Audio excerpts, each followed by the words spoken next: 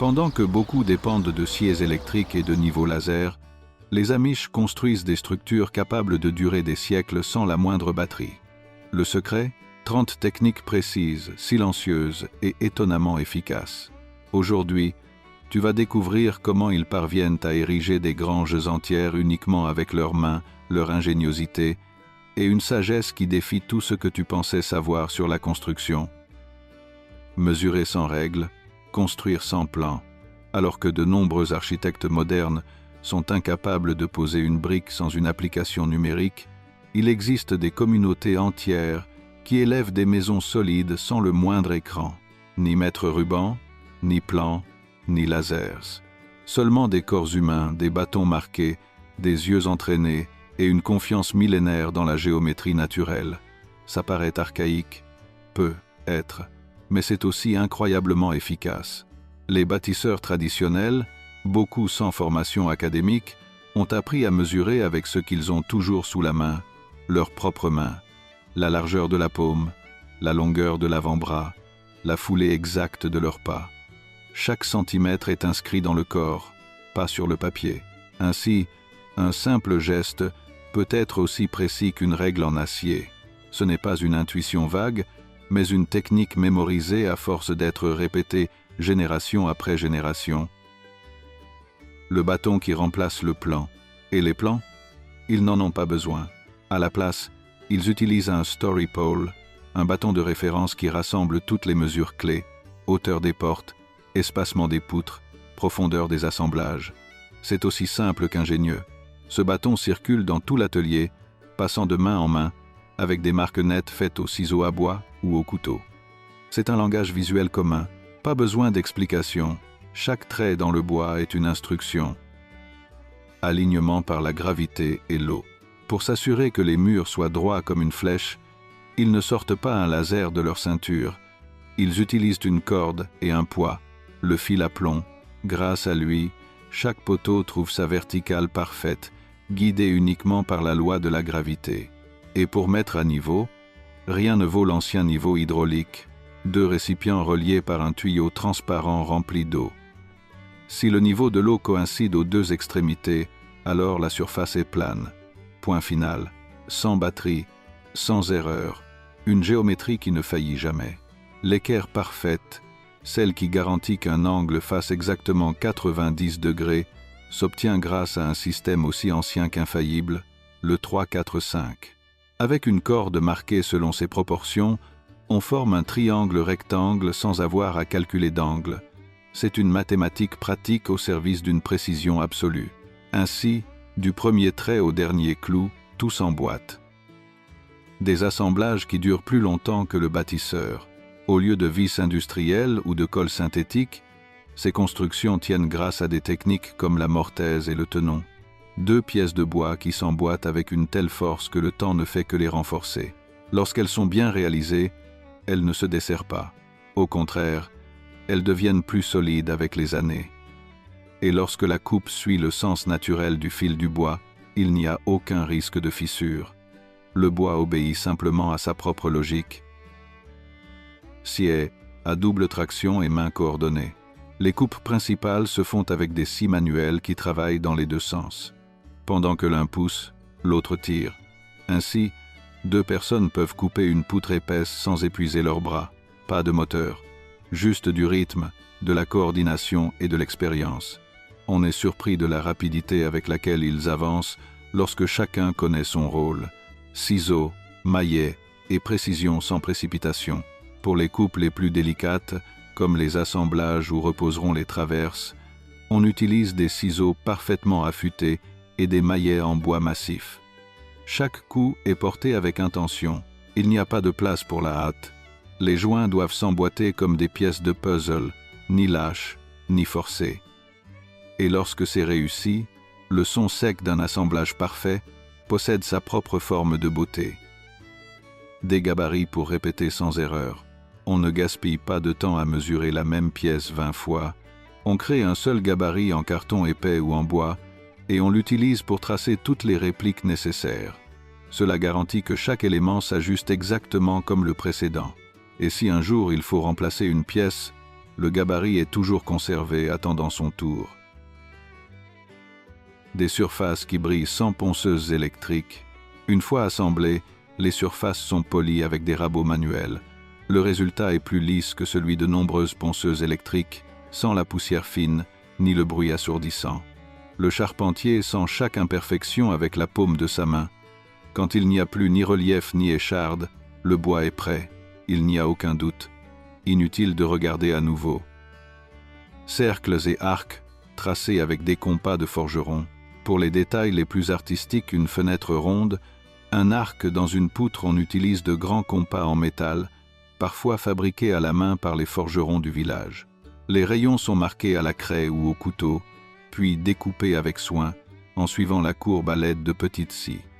Il n'y a aucune marge d'erreur, mais il n'y a pas non plus de peur. Le design n'est pas dans un ordinateur, mais dans la tête du constructeur, sans contremaître, avec synchronisation. Sur un chantier traditionnel, personne ne crie des ordres. Chacun connaît sa tâche. C'est une chorégraphie qui s'écoule comme une danse. Celui qui assemble la base sait exactement quand la transmettre à celui qui monte les murs. Celui qui travaille sur le toit a déjà calculé le temps qu'il faudra aux autres pour arriver jusque-là. Pas de plannings imprimés, juste une expérience partagée. La force du nombre, sans grue ni échafaudage. Lorsque vient le jour de lever la structure, tout le village se rassemble. Les hommes poussent, tirent et soulèvent d'énormes poutres à l'aide de cordes, de poulies et de beaucoup d'ingéniosité. C'est un acte de force humaine organisé. L'un guide, les autres exécutent. Si une poutre cède, ce n'est pas par négligence, mais parce qu'on a trop fait confiance au bois, et malgré tout, cela échoue rarement. Choisir le bon arbre, au bon moment. Le bois ne s'achète pas dans de grandes surfaces, il est sélectionné dans la forêt, à la main. Il est coupé à des jours précis du calendrier lunaire, lorsque la sève est à son niveau le plus bas. Cela réduit le risque de déformation avec le temps. On tient aussi compte de l'inclinaison du terrain où l'arbre a poussé. Ceux qui grandissent sur des pentes prononcées ont souvent des fibres plus denses et plus résistantes. Savoir cela n'est pas anodin, c'est une partie du métier. Séchage sans hâte, sans four. Une fois coupé, le bois est laissé assécher à l'air libre, protégé de la pluie directe, mais avec une bonne circulation d'air. Des mois entiers passent avant qu'il soit prêt à l'emploi. Pas de fours industriels, ni de séchage forcé. Seulement du temps, de l'ombre et de la patience. Ainsi, on évite que le bois se fissure avec les années ou qu'il se rétracte une fois installé. Préserver sans produits chimiques. Construire sans précipitation. Une fois sec, le bois doit être protégé, mais on ne le recouvre pas de vernis industriels ni de lacs toxiques. Ici intervient la sagesse ancestrale, immersion dans une saumure ou stockage dans des bassins. Oui, de l'eau salée. Cette méthode ralentit la décomposition, élimine les champignons et tient les parasites à distance. C'est un système qui fonctionne depuis des siècles, sans nuire à l'environnement, ni contaminer la maison où cette poutre ou cette planche sera installée. Des clous forgés, pas achetés. Dans ces ateliers, on n'entend pas de cloueuse pneumatique. Ce que l'on entend, c'est le martèlement constant du forgeron qui forge un à un les clous destinés à maintenir la structure. Ce sont des clous en fer forgé, façonnés au feu, aux formes irrégulières, qui adhèrent mieux au bois que les modèles modernes et lisses. Ils sont enfoncés avec force, mais aussi avec précision. Chaque coup est mesuré. Une erreur, et le clou peut fendre la poutre, mais lorsqu'il est bien posé, il reste là pour toujours. Des dents différentes pour chaque arbre. Les scies ne sont pas universelles. Il existe des lames spécifiques selon le type de bois à couper. Pour les pins, les dents sont plus espacées, pour les bois durs, plus serrées. Certaines scies ont même été modifiées par les charpentiers eux-mêmes, afin d'obtenir une coupe parfaite pour une essence particulière qui ne pousse que dans leur région. Il ne s'agit pas seulement de couper, mais de comprendre comment le bois souhaite être coupé. Des proportions qui ne se calculent pas, elles se ressentent. Il n'y a ni long mètre ruban, ni équation. Les dimensions sont décidées selon des proportions traditionnelles. 2/3, le double de la largeur, le triple de la base. Tout obéit à une logique visuelle qui n'a pas besoin de chiffres. On mesure avec le regard, on vérifie avec l'expérience. Les fenêtres ont la taille juste pour la lumière. Les portes s'adaptent aux ombres de midi, les toits s'inclinent selon les pluies locales. Rien n'est laissé au hasard, mais il n'y a pas non plus de règles écrites. Des arcs nés de la vapeur. Lorsqu'une poutre doit être courbée, on ne la coupe pas pour l'assembler à d'autres. On la soumet à la vapeur. Pendant des heures, le bois s'assouplit dans une caisse fermée où l'on injecte de la vapeur d'eau. Ensuite, il est lentement plié sur des moules préparés à l'avance, et lorsqu'il refroidit, il conserve sa nouvelle forme. C'est ainsi que naissent les poutres cintrées de nombreuses constructions anciennes, sans col, sans raccord, sans point faible, des renforts triangulés, des structures qui ne cèdent pas. Dans les angles, là où beaucoup se contenteraient d'un simple angle droit, on ajoute une pièce inclinée, le nid-brasse, ou renfort triangulaire. Cette simple addition répartit le poids et élimine les mouvements latéraux. C'est une technique de charpenterie lourde qui permet à un bâtiment de résister au vent, à la charge et au temps sans vaciller. Pas besoin de vis, seulement la force combinée de la géométrie et d'un bois bien choisi. Des toits qui défient les tempêtes. Les toits sont posés avec une précision chirurgicale. Chaque tuile, écorce ou planche est pensée pour se superposer exactement à la suivante. La clé réside dans l'angle, dans la pression exercée entre les couches et dans l'évacuation naturelle de l'eau. Ainsi, même sous des heures de pluie, l'intérieur reste sec. Il n'y a pas de membrane plastique, seulement un toit bien conçu. Une ventilation sans électricité. Les maisons construites avec ces techniques respirent, littéralement. Grâce à la ventilation croisée des ouvertures judicieusement placées sur des murs opposés, l'air circule en permanence, rafraîchissant l'intérieur en été et évitant l'humidité en hiver. Aucun besoin de ventilateur ni d'extracteur. Le design fait le travail, et il le fait en silence.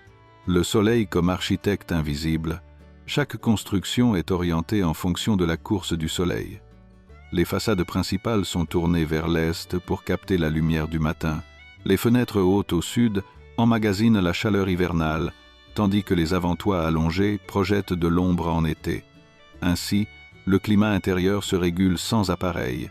Tout est calculé, sans calcul. Une isolation qui ne coûte rien et ne pollue pas. Au lieu de mousse toxique ou de panneaux importés, les murs sont remplis de sciure, de chaux et d'argile. Ce mélange conserve la chaleur en hiver et la bloque en été. Il est économique, facile à réparer et surtout sain. Aucune émission chimique, aucun matériau à remplacer régulièrement. On construit une fois, on entretient pendant des décennies. Des outils adaptés au travail et non l'inverse. Lorsqu'une tâche se répète souvent, on n'adapte pas le travail à l'outil, on adapte l'outil au travail. Un couteau se courbe, un manche s'allonge, une lame s'affûte selon un angle précis.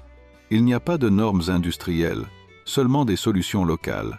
Parfois, un outil se transmet de père en fils pendant des générations, chaque modification étant inscrite dans sa forme et non sur le papier. L'ordre comme partie intégrante du métier. Les ateliers où naissent ces merveilles paraissent modestes, mais leur organisation est chirurgicale. Chaque outil a sa place exacte. On ne perd pas de temps à chercher le bon ciseau, on n'improvise pas avec le premier objet trouvé.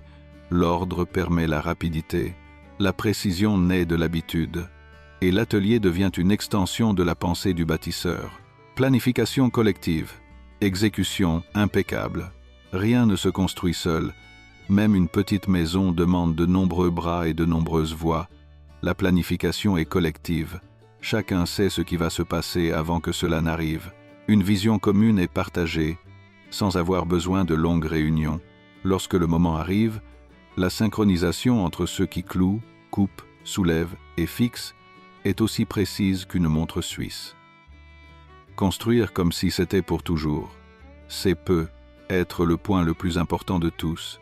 Ces gens ne construisent pas en pensant à 20 ans, ils construisent en pensant à 100. Chaque décision est prise en gardant à l'esprit les générations futures. Ils ne cherchent pas à gagner du temps, ils cherchent à éviter les réparations. Ils n'achètent pas le moins cher, ils choisissent ce qui durera le plus. Ils ne construisent pas pour eux, mais pour ceux qui ne sont pas encore nés. quand chaque clou raconte une histoire. On pourrait penser que construire avec un tel niveau de détail demande plus de temps, plus d'efforts, plus de personnes. Et c'est vrai, mais il est tout aussi vrai que chaque minute investie se récupère en décennies de stabilité, de sécurité et de beauté. Ce ne sont pas des constructions qui vieillissent mal, ce sont des structures qui gagnent en caractère avec les années. Les clous forgés rouillent avec dignité, les poutres se courbent légèrement, sans céder, et chaque grincement du plancher rappelle que le bois est toujours vivant, qu'il continue de répondre au monde qui l'entoure. Un savoir qui ne s'écrit pas, il se transmet. Il n'existe pas de manuel pour ce type de construction. Tout s'apprend en regardant, en écoutant et en faisant. Un jeune apprenti peut passer des semaines à observer son grand-père tracer une ligne sur une poutre sans que personne ne lui explique pourquoi. Puis vient un moment presque magique où il comprend la raison de chaque marque, de chaque coupe, de chaque décision apparemment intuitive. Apprendre ainsi n'est pas rapide, mais c'est profond, et ce que l'on apprend de cette manière s'oublie rarement. Du bois à l'âme, construire comme un acte spirituel. Dans de nombreuses communautés traditionnelles, bâtir une maison n'est pas seulement une tâche pratique, c'est un acte presque spirituel. Il ne s'agit pas simplement d'avoir un toit, mais d'ériger un espace qui respire avec la famille, qui accueille les saisons, qui s'adapte au passage du temps sans lui résister. Chaque assemblage bien réalisé, chaque mortaise qui s'emboîte parfaitement, chaque porte qui se ferme sans grincer, tout a sa raison d'être. Et cette raison est profondément liée à leur manière de comprendre la vie, simple, fonctionnelle, mais aussi profondément humaine. Des habitations qui dialoguent avec la terre. Ces maisons ne luttent pas contre leur environnement, elles s'y intègrent. Le bois reste apparent pour pouvoir respirer.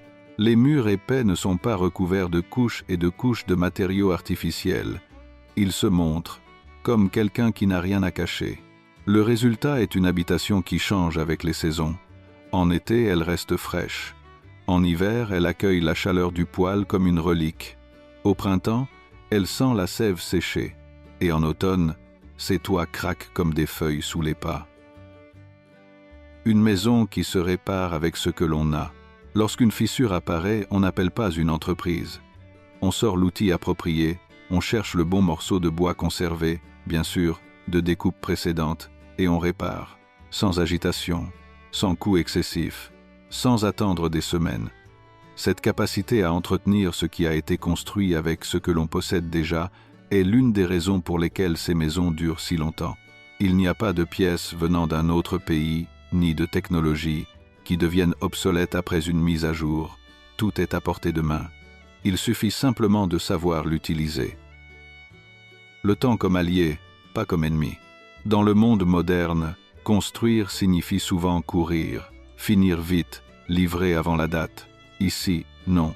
Ici, on construit au rythme du climat, du corps et du savoir accumulé. S'il pleut, on s'arrête. Si le bois n'est pas encore prêt, on attend. Si un assemblage ne s'ajuste pas, on le refait.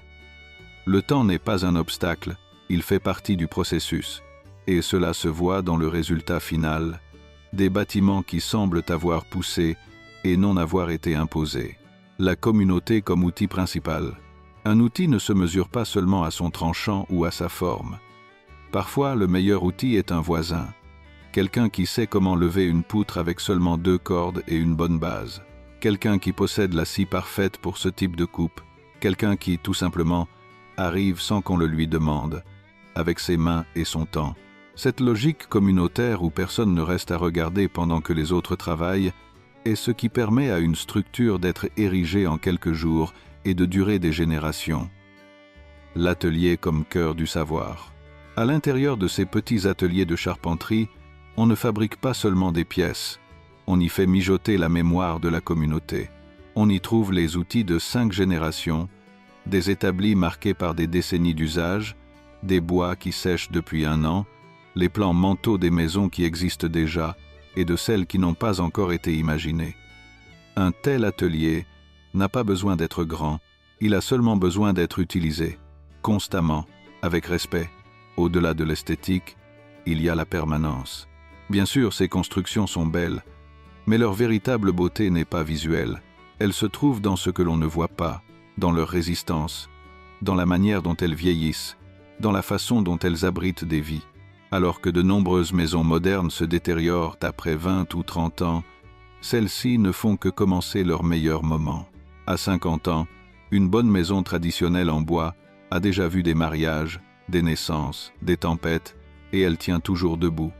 À 100 ans, on la répare simplement, et elle continue. L'avenir consiste à regarder en arrière. Paradoxalement, nombre des solutions aujourd'hui recherchées avec urgence en architecture durable existaient déjà dans ces pratiques traditionnelles. Efficacité énergétique, faible impact environnemental, longévité, faible coût d'entretien, tout est là, sans étiquette, sans marketing, sans brevet, seulement du bon sens, l'observation de la nature et une mentalité qui construit en pensant non pas à l'immédiat, mais à ce qui viendra dans plusieurs générations. Construire comme un acte de respect. En fin de compte, ce qui définit ce style de construction n'est ni la technique, ni l'outil, ni même le résultat.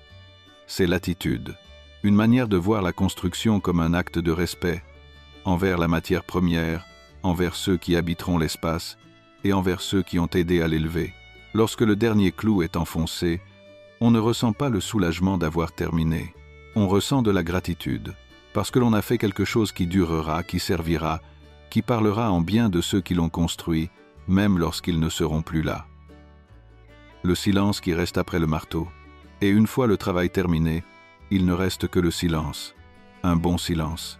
Un silence qui se perçoit différemment à l'intérieur d'une maison bien construite. Là, dans ce silence, on peut entendre les échos de l'effort, la précision de chaque assemblage, l'intelligence derrière chaque décision. Et l'on entend aussi une promesse. Cette maison sera encore là quand nous ne le serons plus. Parce qu'elle a été construite avec la même mentalité que celle avec laquelle on plante un arbre. Pas pour aujourd'hui, pour toujours. Si tu as aimé cette vidéo et que tu es passionné par la culture amish, celle-ci te plaira sûrement aussi. N'oublie pas de mettre un like et de t'abonner pour ne manquer aucune vidéo de la plus grande communauté amish de tout YouTube.